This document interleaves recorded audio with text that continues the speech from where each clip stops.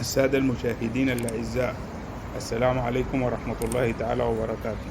نلتقيكم اليوم في حلقة جديدة من حلقات معالم سودانية. نرجو أن تنال هذه الحلقة إعجابكم. ونحن اليوم في منطقة كبري جزيرة توتي السياحية في الخرطوم، وهي من أجمل الأماكن السياحية والترفيهية في السودان، وتوجد بها عدد كبير من المقاهي والمطاعم على ضفاف النيل الأزرق، وأيضا هناك مطاعم ومقاهي عائمة على ظهر المراكب واللينشات السياحية. وتقوم هذه المراكب واللينشات السياحية بجولة بحرية داخل النيل الأزرق، وتصل هذه الجولات حتى النيل الأبيض في منطقة مقرن النيلين. وتقع هذه المنطقة في منطقة وسط، وتعتبر وسط الخرطوم، ويحدها من جهة الشمال جزيرة توتي، ومن جهة الجنوب قاعة الصداقة وبرج الفاتح، ومن الشرق تمتد بشارع النيل، ومن الغرب تصل حتى منطقة المقرن. وأيضا يوجد بها كورنيش وشاطئ رملي جميل، حيث يتوافد إلى هذه المنطقة والشاطئ عدد كبير من الشباب من الجنسين، وكذلك عدد من الأسر والأطفال والنساء والرجال للاستمتاع بالمناظر الطبيعية الخلابة والجميلة، والنظر إلى غروب الشمس وشروق الشمس. وتعتبر منطقة سياحية جميلة جدا.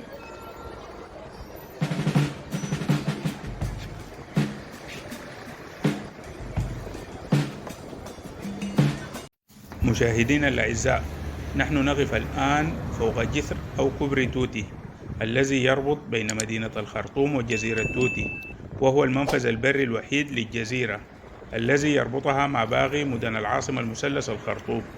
والآن تشاهدون الشباب والشابات والأسر يستمتعون بهذه المناظر الخلابة والجميلة من أعلى الكوبري، وكذلك تشاهدون النيل الأزرق وهو يجري ويتدفق نحو الغرب للالتقاء بالنيل الأبيض، ليشكلا معا نهر النيل العظيم الذي يجري ويتدفق نحو شمال السودان حتى جمهورية مصر العربية، ويصب في البحر الأبيض المتوسط في نهاية المطاف.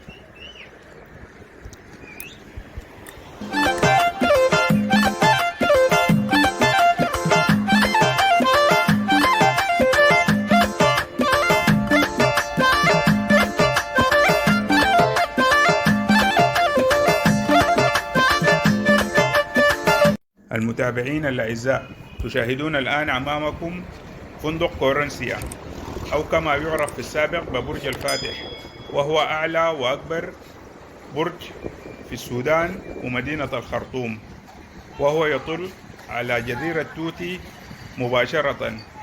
وكذلك تشاهدون الآن الشاطئ من على البعد، وكذلك الآن نشاهد شارع النيل الذي يمتد شرقا حتى مدينة بري، حيث يقع على جانبيه معظم الدواوين الحكومية والدوائر الحكومية. وكذلك يعتبر شارع النيل من أجمل وأنظف الشوارع في السودان، حيث يرتاده المواطنون والأسر لقضاء أوقات جميلة حتى ساعات متأخرة من الليل. وكذلك في شهر رمضان، حيث يعج بالزوار الذين يفطرون على جنباته.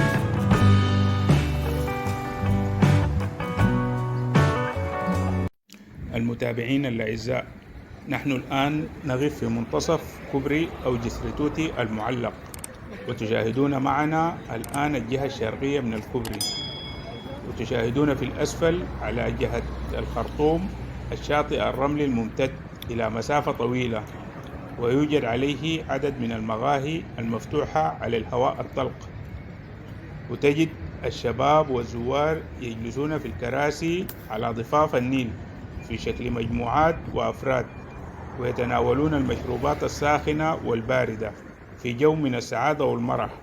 وتعتبر هذه المنطقة ذات مناخ وجو معتدل من حيث سخونة الأجواء في السودان. وأيضا تشاهدون في الجهة الشمالية الغربية من أعلى كوبري توتي الشاطئ الرملي الذي يقع داخل جزيرة توتي، حيث أصبح قبلة لجميع المواطنين والزوار من كل ولايات السودان وخارج السودان. وكما ننظر من على البعد عدد كبير من السيارات التي نقلت وأغلت الزوار تقف على مغربة من الشاطئ، وعلى الشاطئ تجد عدد كبير من الزوار يستمتعون بالسباحة، وعدد آخر يفترش الرمال ويلعبون على الشاطئ.